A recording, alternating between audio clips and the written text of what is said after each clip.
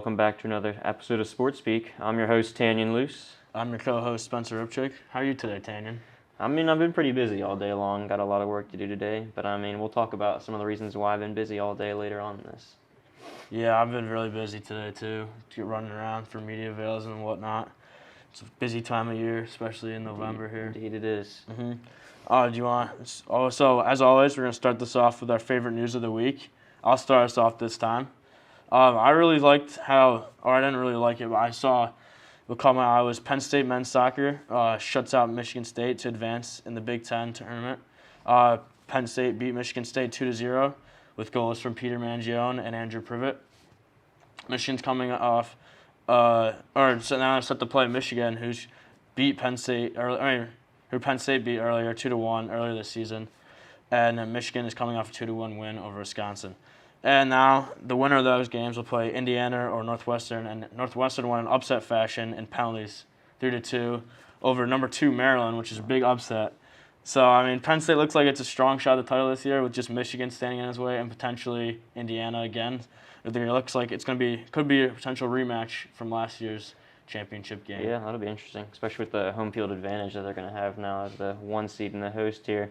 But my favorite news of the week was another kind of success story for Penn State sports. It was Penn State field hockey earned the number 4 overall seed in the upcoming NCAA tournament.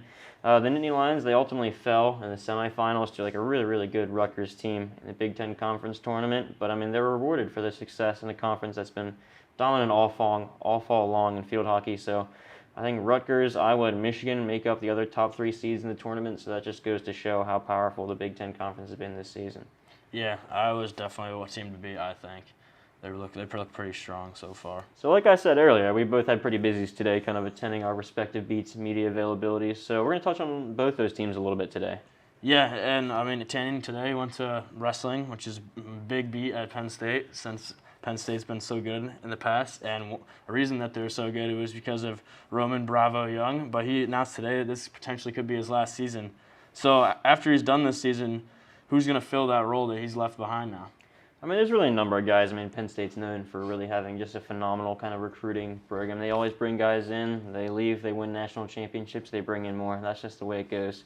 I think people are more interested to kind of think about the fact that why he's leaving. And he has an extra year of eligibility with kind of COVID and all that, as does every other wrestler. So he has the ability to come back, but he made it seem like that he's kind of interested in maybe a career after wrestling. He made some points about kind of stepping up his game on the mat this year, kind of being a little bit more flashy out there on the mat, going to be like a more entertaining wrestler for the fans and other people who are watching out there. So it kind of makes you wonder, what are his plans after college? Does he have kind of a potential career in an organization like the UFC or like another MMA kind of organization? So MMA has been a path that several other Penn State wrestlers have taken recently. Obviously there's Bo Nickel, who's kind of, he's a legend here at Penn State, and he's taken that path recently, but there's also been guys like Phil Davis and many others who have made the same decision. So there's a lot of money there if he kind of went out in the end, so we'll see if he ends up going that route.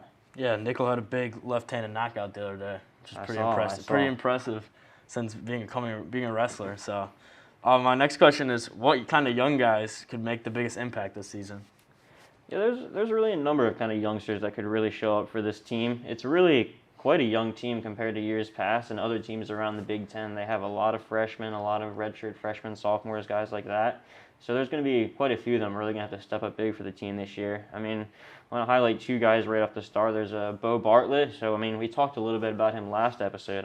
He was probably the favorite to get the nod, 149 pounds, after he won the bronze medal at the Junior World Championships this summer. So he's going to have to step up big for this team this season, but he's also going to have some competition within his own weight class. There's a young freshman coming in by the name of Shane Van Ness, and he was the number 1 overall recruit at his weight class and the number 2 overall recruit across all weight classes combined. So clearly he has the pedigree to back up his ability. So, he could challenge Bartlett for the starting spot at 149, and, he has the history. He wrestled at Blair Academy, which is arguably the premier kind of prep school for wrestlers across the country. So he has the experience wrestling against some top-notch guys, and he can step in the Big Ten, which is undoubtedly the premier wrestling conference. Yeah, the Alabama football equivalent of wrestling, Penn State. Yep.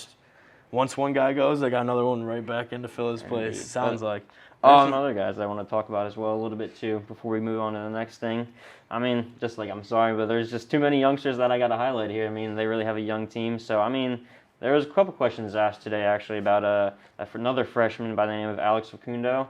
He was the number 1 overall recruit in his weight class, of course, once again, and he was a 3-time national champion in high school, so the pedigree really speaks for itself there. He's listed on the roster at 165, which is a weight class that Joe Lee kind of got his shot at last year, and he kind of struggled at times, so there's certainly going to end up being a battle there. And I mean, Coach Cael Sanderson said a number of good things about Facundo during his press conference there, so we'll have to see how that plays out during the rest of the season. Mm-hmm. And I think one question I think every Penn State wrestling fan wants to know, how does Penn State match up against Iowa this season? Yeah, I mean, there's a lot of questions about that today, which rightfully so. I mean, they won the national championship and the Big Ten Conference last season. They're clearly the team to beat with pretty much everyone coming back, so it's going to be tough for the Nittany Lions. But, I mean, I think when you look at that matchup, you got to look at 4 weight classes, really. I mean, between those two teams, there's nearly a national champion or like a top 2 seed at pretty much every weight class, but there are some that, I mean, still obviously have very talented wrestlers, but I want to look at specifically the 149, 159, 170, 197, and the heavyweight weight classes. At 149, I mean, Iowa has a guy, Max Murin, who was the 12 seed during the last NCAA tournament, and he wrestled pretty well last year, but I mean, that's the same weight class that we just talked about with Bo Bartlett and Shane Van Ness, so those guys are clearly supremely talented, so if they can get in there and challenge Murin, I mean, those are some much-needed points for the Nittany Lions if they ever square off against the Hawkeyes. So then at 157, Iowa has Caleb Young, who placed 7th last season in the NCAA tournament. So, I mean, it's likely that we're going to end up seeing one of the younger Lee brothers there. I mean, it seems to be still up in the air a little bit as far as where Caleb is going to go at that weight. But, I mean, a lot can happen between now and January, so another upset there could be a really big step along the way towards the Nittany Lions taking down the Hawkeyes. And then at 197, there's a guy, Jacob Warner. He placed 4th last season for the Hawkeyes at NCAAs, clearly very talented. But I think this could end up being the most interesting bout between Penn State and Iowa. I mean, Penn State brought in transfer Max Dean from Cornell, so he's gonna slide into the spot probably for Penn State unless Michael Beard really proves himself in this upcoming kind of initial part of the season here. I mean, Max Dean finished 2nd in the NCAA tournament in 2019 in his weight class, which he's recently moved up from. But I mean, one of those two is going to have to get the job done here. I think that this is a weight class that Penn State really needs to kind of pull off the upset in if they want to take down the Hawkeyes. And then lastly, I just want to touch on the heavyweights a little bit. I mean, Iowa has a guy in Tony Cassiope that's very good. I mean, he took down Penn State's heavyweight in the Big Ten Championship last year with a 9-0 major decision, and that's Greg Kirkviet. So, I mean, he had a great offseason this summer, so we'll have to see if he really made any progress to kind of close the gap between Cassiope there. But I think those are really the spots where you got to look on Penn State's roster when they're taking on Iowa, because the national champions are going to speak for themselves. Both programs have them. They're going to battle each other or battle other wrestlers who, frankly, are going to struggle to get wins against those national champions, but it's going to be those weight classes where they may not have the top talent that are going to matter. Yeah, the non-big name guys sounds like they're going to make the difference. Absolutely. And who tips the scales in what direction. But after that, we're going to move off the mat and onto the ice and talk a little bit about the start to the Penn State women's hockey season with a segment many of you may or may not have seen before, and it's called Buy or Sell. So we're each going to, or Tanyon's going to ask me whether or not I should buy this stat or not. I'm going to act as our resident host here. So my first question is, buy or sell? Kiara Zanin will lead Penn State in goals and assists to end the season. I say I'm going to sell that because, I mean, she could lead in assists, but I don't think she will lead in goals because the veteran, Natalie Heising, looks to be able to find the net a lot more consistently with already 7 goals. And, I mean, Zanin is behind Heising with 5 goals. So I think at the rate Heising is scoring, I don't think she'll be able to pass her at that point in time. Yeah, I mean, I'm also kind of thinking along the same lines as you. However, I'm going to go a different route. I mean, there's a player named Julie Goff, who's really, she doesn't get quite the number of opportunities that Heising and Zanin are getting, but she's just putting her shots on net at such a just phenomenal rate, really, compared to the other two. So I think when she gets her opportunities, there may not be as many, but she's really, really executing when she gets the chance, and I think she's going to end up on the top of that scorecard for the Nittany Lions. Yeah, they have a lot of good strikers on that team. Indeed, indeed. So next up we have buy or sell. Penn State loses more than 8 games this season. I feel like a lot of people aren't going to be happy with me on this one, but I'm going to buy it. I mean, the Nittany Lions, they already have 4 losses, and they still have a lot of games left. So I think they'll have a tough match with Syracuse, who's tied with them right now in the terms of record in the CHA. And they play Syracuse 4 times this season, so right there. If they lose all 4 of those games, they're at 8. And senior forward Abby Milani from Syracuse is one of the best weapons in the conference, already having 6 goals and 6 assists.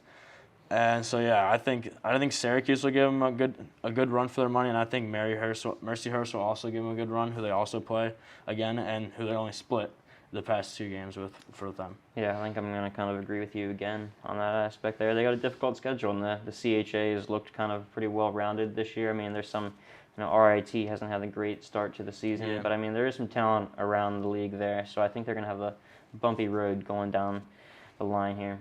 Mm-hmm. So then next up we have buy or sell. Penn State will keep less than 4 clean sheets this season. So actually, I'm going to buy it. I think they'll have less than 4 clean sheets because at this point, the Penn State only has 1 clean sheet against Mercyhurst, and they play Syracuse, like I said, who I don't see them keeping a clean sheet against them, and I feel like in hockey it's really hard to keep a clean sheet because in a matter of seconds somebody can score a goal on a puck from all the way down across, or the transitions can go very quick. So I think it'll be tough to keep a clean sheet there. And then, Penn State has a little over 20 games left this season. And if we do some quick math, right now the Nittany Lions average 1 shutout for every 12 games. So, right there, they're not on pace for having 4 shutouts at the end of the season. So, I think I sell that. Yeah, I think I'm going to defer with you for the first time here. I think they can get at least 4 there. They do play RIT, who's really struggled, I know, in some of their games this season. They got blown out by Syracuse twice already, I believe. So I think that could make up a couple games right there. But I think this defense will kind of grow a little bit over the season and find some ways to get it done. They've had great play and goal so far, so I think that continues down the line. Mm-hmm. And we're going to end this off with buy or sell. Penn State will win a 2nd straight conference title. Yeah, I'm going to buy it. I think it'll be really close. Penn State is already tied with Syracuse for the Breck's record at 3-1.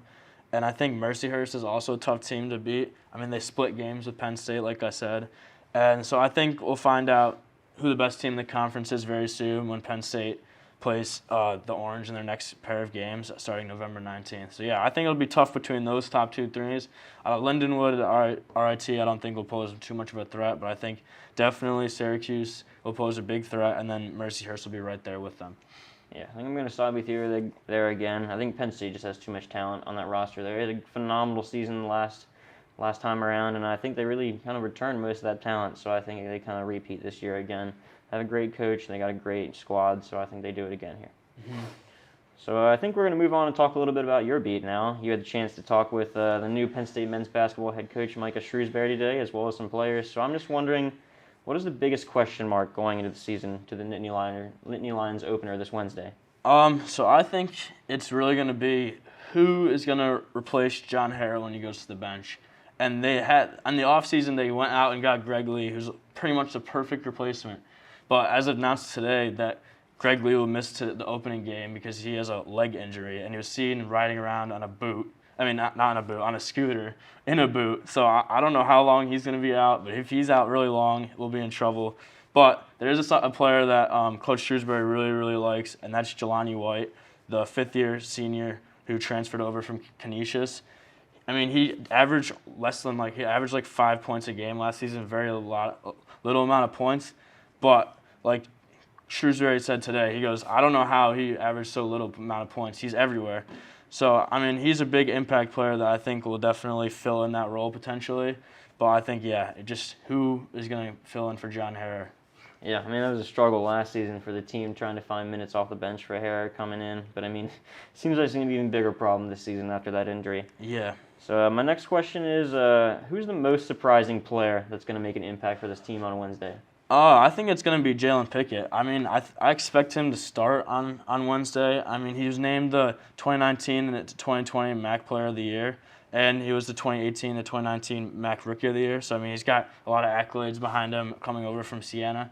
I mean, Siena was kind of competitive, but he was pretty much the star on their team. He averaged 15 points per game in the 3 seasons, and he had 60 career double-digit scoring games. So, I mean, he's a big-time scorer, which I think is something Penn State really needed since Myron Jones is gone. So, I think Jalen Pickett will definitely make a big impact, and he might be the most surprising player. And especially because he's got the drip. He's always rocking the chains. So, I don't know. I just like something about his swagger. I just really like him. Yeah, seems to be kind of the opposite of their forward position there. They got a lot of experienced guys at the guard position, so we're going to have to see kind of how that rotation plays out there, who gets the nod when. Yeah, the guard position's stacked at Penn State. They have him, Miles Dredd, Sam Sessons. They have a bunch of players in there that could potentially play. They got Jaheim Cornwall, a bunch of players. It'll be tough to see who gets to start, but.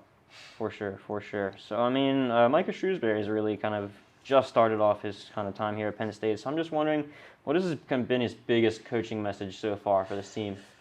I could have gone a bunch of different ways with this one, but I really think it's trying to get people to love Penn State basketball. I mean, you see him all over campus doing certain events, and just to getting all the guys involved and making people want to come to Penn State games. I mean, student season tickets are already sold out, which is pretty huge for a first-year head coach. So, I mean, obviously the students are there with them. I mean, Jaheim Cornwall the other day was with a Fisher-Price basketball hoop outside the Hub Robertson Center, having kids just shoot on him. And then they had the whole Shrews Slamma-Jamma thing, which was at East Halls, getting all those kids involved. So I think that'll be big for them. And I think his big message is just wanting to get people to come to games. But I think another big message he has is competition.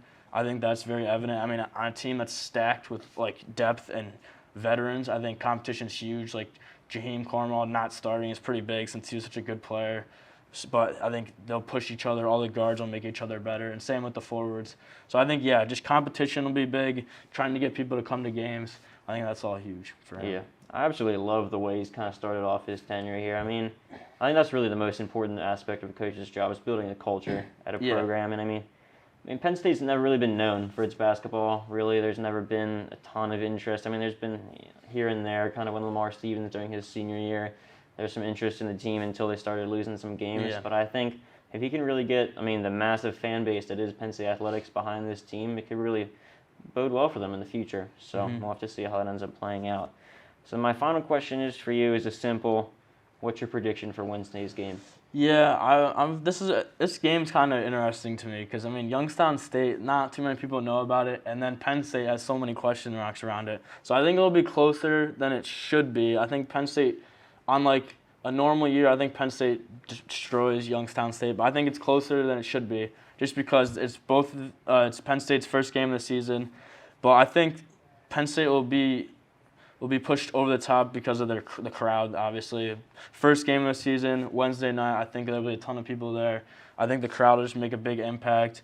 But Penn State does have to look out for 2 players. One is senior forward Naz Bahanan and senior guard Garrett Covington, who last year were their 2 top leading scorers that Youngstown State is going to get back. But I think overall it should be interesting for who starts for Penn State too. If I'm guessing from what I've seen, I think it's going to be Jalen Pickett, Miles Dredd, Sam Sessons, John Hara, and then Seth Lundy. I think that's going to be their starting 5. So I think it'll be interesting to see how the guards come in and how they transition out. I think it'll be interesting who goes in for John Hara when he comes out too, because obviously there's no Greg Lee, who is he